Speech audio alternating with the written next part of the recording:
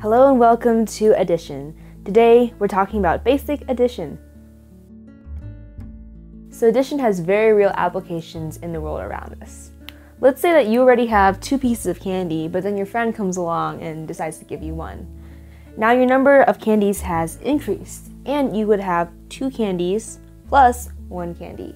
So all in all, 1, 2, 3 candies total. You can see that 2 plus 1 is equal to 3. So, what about if your favorite aunt and the rest of her family were coming over for the holidays? Well, if your family had 6 people and your aunt's family had 7 people, how many people in total would be in your house?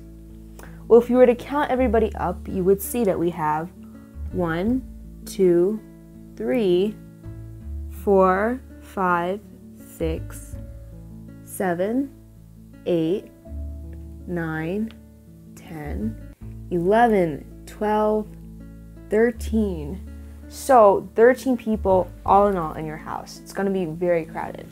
And this is also how we can tell that 6 plus 7 is equal to 13. So let's shift gears from physical objects to thinking about addition in a more abstract way.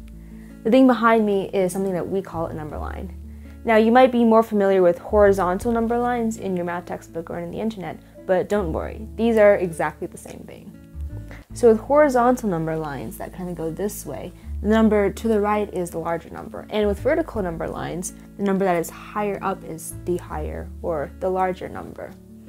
So let's consider the very first problem that we worked with, 2 plus 1. If you remember, it's 2 candies and your friend gives you a candy. So the way we would do this with the number line is we would start at 2, because remember you begin with having 2 candies, and then you move up 1 step because your friend gives you 1 candy.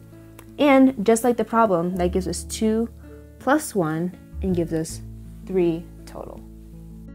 So let's try this with some bigger numbers, such as, let's say, 5 plus 8.